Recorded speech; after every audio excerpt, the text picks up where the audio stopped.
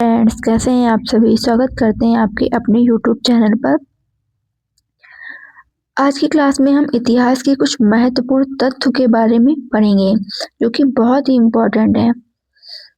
इतिहास क्या है? इतिहास हम किसे कहते हैं?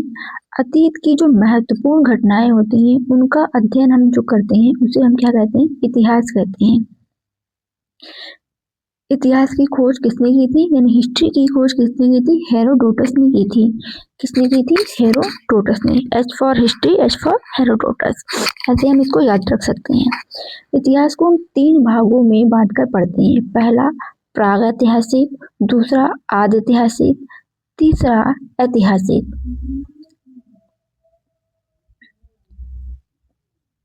जो प्रागैतिहासिक है वो उसमें कोई भी अभी तक हमें लिखित साक्ष्य नहीं मिले हैं।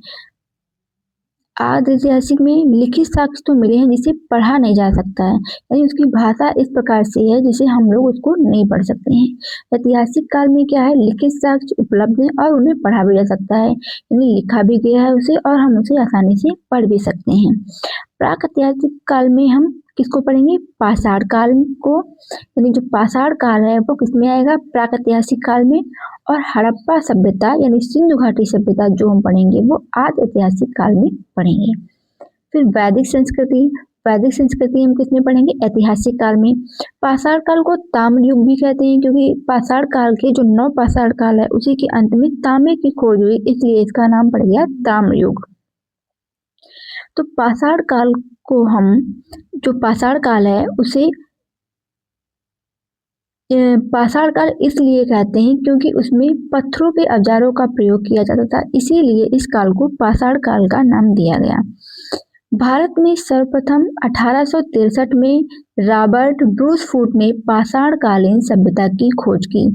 यानी किसने की? रॉबर्ट ब्रूसफूट ने। किस सन में? 1863 में। पाषाणकालीन सभ्यता की खोज 1863 में किसने की? रॉबर्ट ब्रूसफूट ने की। भारतीय पुरातत्व का पिता किसे कहा जाता है? सर अलेक्जेंडर कनिंघम को। ये बहुत ही इम्पोर्टेंट क्वेश्चन है और हर एग्जाम में लगभग आ ही जाता है कहीं ना कहीं। तो ये हमारा भारतीय जो पुरातत्व है इनके पिता कहते हैं अलेक्जेंडर कनिंघम को। पाषाण काल को हम 3 भागों में बांटकर पढ़ते हैं। कौन?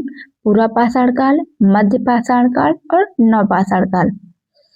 पूरा पाषाण काल में क्या जो खास चीजें हुई थी? पहला आग की खोज, आदि मानव खानाबदोश आखेटक। जो पूरा पाषाण काल में जो आदि मानव थे वह कैसा जीवन जीते थे? खानाबदोश जीवन जीते थे। यानी उन्हें ये नहीं सिर्फ उन्हें खाने से मतलब था, वो क्या पहन रहे हैं, क्या खा रहे हैं, इससे उन्हें कोई मतलब नहीं था। मानव की जीविका का आधार क्या था? शिकार था। जो पूरा पाषाणकालीन लोग थे उनकी जीविका का जो मुख्य आधार था वह शिकार था। औजार में वह कुल्हाड़ी और हस्त कुठार का उपयोग करते थे। पूरा पाषाणकालीन स्थल कौन कौन से थे? सोहन घाटी जो कि पंजाब में पड़ता है, बेलन घाटी मिर्जापुर यूपी में, भीमबेटका भोपाल मध्य प्रदेश में, नेवासा महाराष्ट्र में, पहलगांव कश्मीर में। यानी पूरा पाषाणकालीन जो स्थल थे, पहला स्थल क्या था? सोहन घाटी जो कि पंजाब में, बेलन घाटी मिर्जापुर यूपी में, भीमबेटका भोपाल मध्य प्रदेश में, नेवासा महाराष्ट्र में और पहलगांव कश्मीर में। फिर से एक बार पढ़ेंगे। सोहन घाटी कहाँ पड़ती है? पंजाब, बेलन घाटी मिर्जापुर यूपी, भीमबेटका भोपाल मध्य प्रदेश में, नेवासा महाराष्ट्र में और पहलगांव कश्मीर में। फिर हम चलते हैं मध्य पाषाण काल में। मध्य पाषाण काल में मुख्य क्या क्या हुआ? इसे माइक्रोलिथिक एज भी कहते हैं। माइक्रोलिथिक एज इसे इसलिए कहते हैं क्योंकि इसमें छोटे छोटे औजारों का प्रयोग होने लगा था। इसमें सबसे जो मुख्य कार्य हुआ था वो अंत्येष्टि कार्यक्रम का, यानी अंतिम संस्कार का काम भी मध्य पाषाण काल में किया गया था। मुख्यतः इसमें क्या हुआ? पशुपालक यानी पशु के तौर पे जो पहला जानवर पाला गया वह कौन था? कुत्ता था। और वह किस काल में पाला गया? मध्य पाषाण काल में। पशु के तौर पर जो पहला जानवर पाला गया वह कुत्ता किस काल में पाला गया? मध्य पाषाण काल में। इसे माइक्रोलिथ एज कहते हैं। माइक्रोलिथ एज इसलिए कहते हैं क्योंकि इसमें छोटे छोटे औजारों का प्रयोग होने लगा था। और एक सबसे महत्वपूर्ण तथ्य है इसका, इसमें अंत्येष्टि कार्यक्रम भी शुरू हो गया था। इसके जो स्थल है वो आदमगढ़ एमपी, बागोर राजस्थान, यानी मध्य पाषाण कालीन जो स्थल है, जो मध्य पाषाण काल में खोजे गए वो स्थल कौन कौन से हैं? आदमगढ़ जो मध्य प्रदेश में पड़ता है और बागोर जो राजस्थान में पड़ता है। अगला नवपाषाण काल। नवपाषाण काल में हम क्या पढ़ेंगे? सबसे मुख्य कार्य इसमें क्या हुआ था? स्थायी आवास। यहाँ पर मानवों ने क्या बनाना शुरू कर दिया? अपना स्थायी आवास बनाना शुरू कर दिया। जब स्थायी आवास बनाना शुरू कर दिया तो यहाँ पे पशुपालन भी करने लगे। पशुपालन के साथ साथ यहाँ पे कृषि की भी शुरुआत हो गई। कृषि का साक्ष्य जो मिला है वह मेहरगढ़ पाकिस्तान से। ये क्वेश्चन पूछा जाता है कि पाषाण कालीन सभ्यता में जो सबसे पहले किस फसल को उगाया गया? तो हमारा आंसर होता है इसका जौ तथा गेहूं। यानी जो नवपाषाण काल में जो प्रमुख फसलें थी जौ तथा गेहूं, इसे पहली बार इनकी खेती की गई, जो कि कब की गई? 7000 बीसी में। 7000 बीसी का मतलब ईसा मसीह के जन्म के 7000 बीसी पहले। फसल काटने का औजार, यानी नवपाषाण काल में लोगों ने क्या किया? फसल काटने के औजार भी बनाने शुरू कर दिए। और पहिया का प्रयोग और मनका का प्रयोग, ऐसे हम याद रख सकते हैं। नवपाषाण काल में मनुष्य ने क्या किया? स्थायी आवास, पशुपालन, पहिया का प्रयोग, मनका का प्रयोग, ये खेती करना प्रारंभ कर दिया। इसके स्थल क्या हो जाएंगे?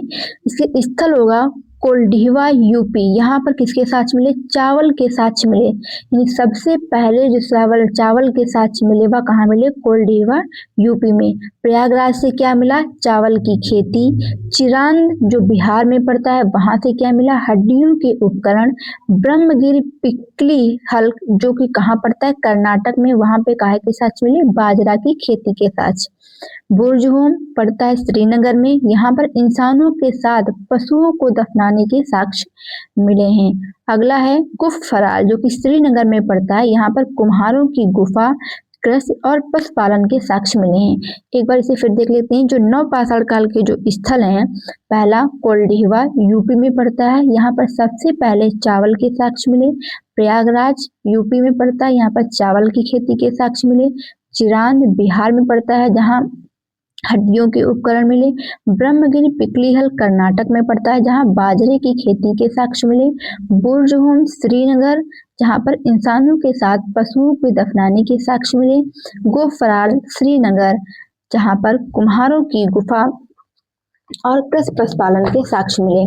तो हमने क्या पढ़ा? इतिहास। इतिहास क्या होता है? इतिहास क्या होता है? अतीत की महत्वपूर्ण घटनाओं का अध्ययन क्या कहलाता है? इतिहास कहलाता है। इतिहास के जनक कौन है? हेरोडोटस। इतिहास को हम 3 भागों में बांटकर पढ़ते हैं। पहला प्रागैतिहासिक, दूसरा आदिऐतिहासिक, तीसरा ऐतिहासिक काल। प्रागैतिहासिक काल में लिखित साक्ष्य नहीं मिले। आदिऐतिहासिक काल में लिखित साक्ष्य तो मिले हैं लेकिन उन्हें पढ़ा नहीं जा सका है। ऐतिहासिक काल में पढ़ा भी जा सका साक्ष्यों को और लिखित साक्ष्य वहां से उपलब्ध भी हुए हैं। जो प्रागैतिहासिक काल है उसमें हम पढ़ते हैं पाषाण काल को। पाषाण काल में के अंतिम में तांबे की खोज हुई, इसीलिए इस काल को ताम्र युग भी कहते हैं। पाषाण काल को 3 भागों में बांटते हैं, पूरा पाषाण काल, मध्य पाषाण काल और नवपाषाण काल। पूरा पाषाण काल में हमने क्या पढ़ा था? किसकी खोज हुई? आग की खोज हुई और मनुष्य के जो जीविका का आधार था वह क्या था? शिकार था। पूरा पाषाण काल में पूरा पाषाण कालीन स्थल थे जो कौन कौन से? सोहन घाटी जो कि पंजाब, बेलन घाटी मिर्जापुर यूपी, भीमबेटका भोपाल मध्य प्रदेश, नेवासा महाराष्ट्र, पहलगांव कश्मीर। मध्य प्रदेश में हमने क्या पढ़ा था? मध्य प्रदेश में अंत्योष्टि कार्यक्रम, और इसे माइक्रोलिथ एज कहते हैं। लिथ एज इसलिए कहते हैं क्योंकि इसमें छोटे औजारों का प्रयोग होने लगा था और यहाँ पे सबसे मुख्य काम जो हुआ था वह पशुपालक यहाँ पे सबसे पहले पशु के रूप में जिस पशु को पाला गया वह कुत्ता था। यहाँ मध्य पाषाण काल के स्थल कौन कौन से? आदमगढ़ जो कि एमपी में पड़ता है, बागोर जो राजस्थान में पड़ता है। फिर हमने क्या पढ़ा? नवपाषाण काल में मुख्य काम कौन कौन से हुए? स्थायी आवास और पशुपालन, पहिए की खोज, मनका का प्रयोग और खेती करना प्रारंभ किया गया। खेती में सबसे पहले किस फसल को उगाया गया? जौ और गेहूं। नवपाषाण काल के